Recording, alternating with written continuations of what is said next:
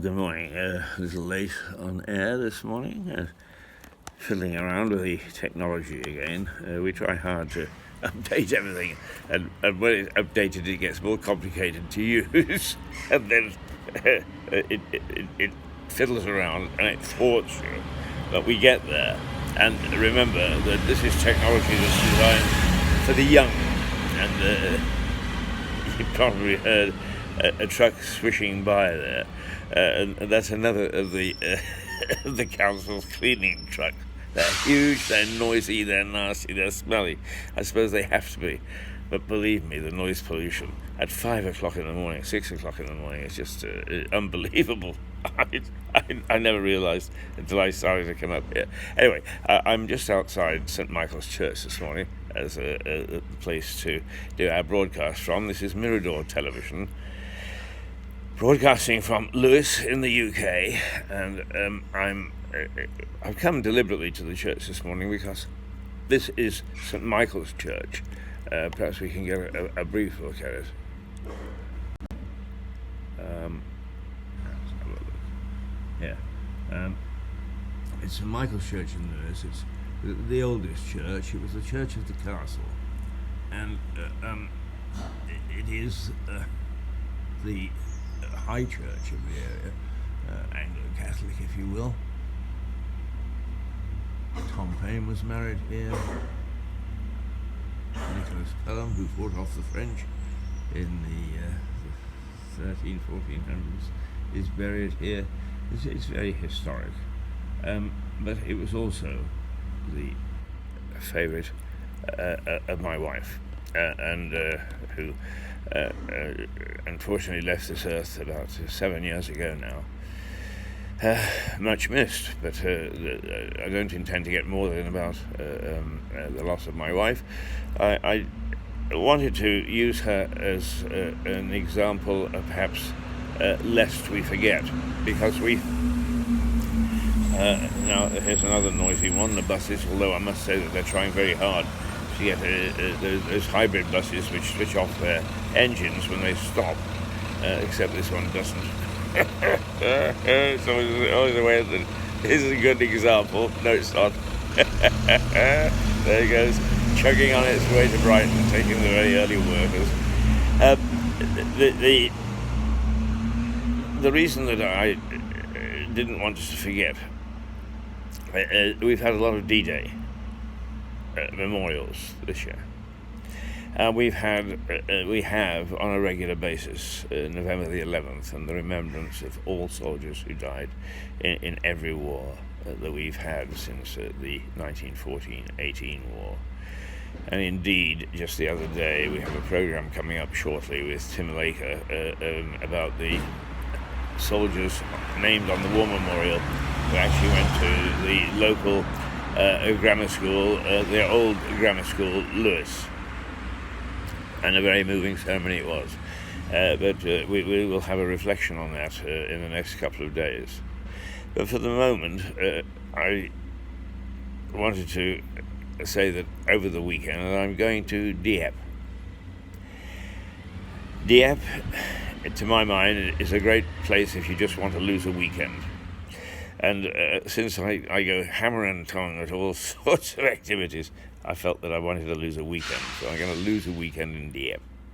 Going on the ferry, which I haven't been on for a good many years. I haven't been to Dieppe for a good many years. But Dieppe and Newhaven were great favourites of my wife. Why? Because she was Canadian. And she was always immensely grateful that Dieppe and Newhaven remember the Dieppe raid of 1942, in which many Canadian soldiers died, and it was a disaster, an ill-planned disaster. Some people say it was testing the waters for the Normandy D-Day invasion. But whatever, Newhaven does not forget. And on the edge of the town there's a little park, a memorial park, where the Canadian flag still flies, in memory of the brave soldiers who set out from Dieppe on almost a suicidal mission. And when you often, and I shall be interested to see whether this is true this weekend, you sailed into Dieppe Harbour, there on their lawns facing the Atlantic were floral displays based on the maple leaf, the Canadian national emblem. There is a huge, huge chateau that overhangs the harbour, overhangs the town, and it is monumental. It's most impressive. I'm not sure that I would ever like to have lived there, but nonetheless, it is worth seeing as you enter Dieppe Harbour. But the floral displays often reflect the fact that the people of Dieppe have still not forgotten those brave Canadians who launched an attack, an ill-fated attack, as part of that early probing into Europe in the last war. We have a lot of memorials about D-Day. We have a lot of memorials about November the 11th, in which, of course, those Canadian soldiers are embraced.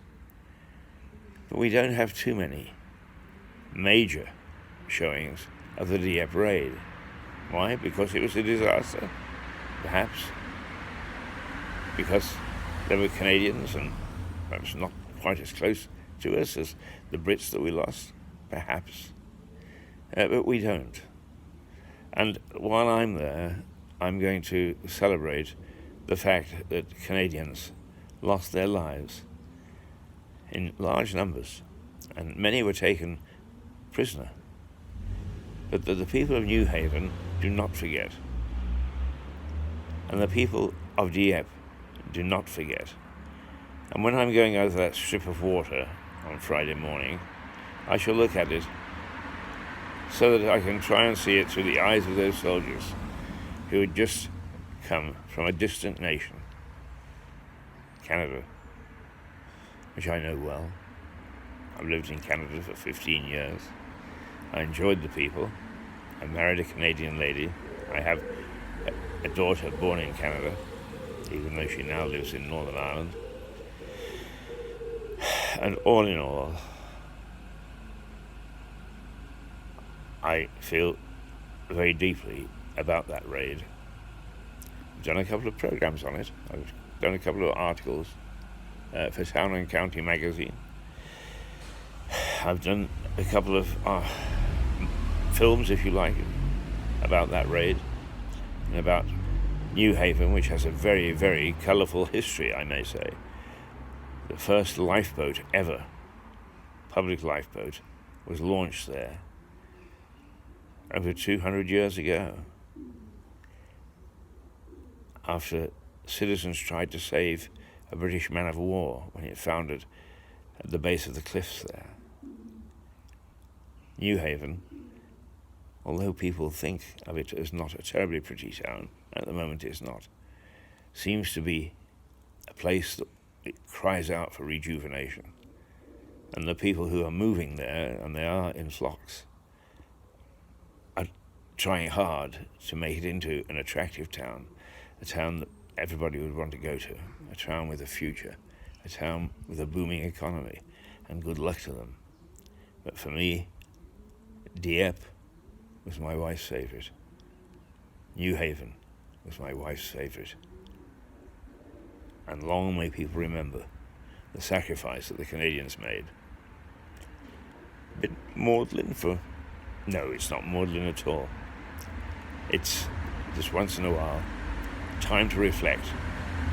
And St. Michael's, sitting out St. Michael's Church, was the right time, I think, for reflection. So, until tomorrow morning, and I'll report just before I get on board the ferry, this is Keith Hayes saying, toodle pip.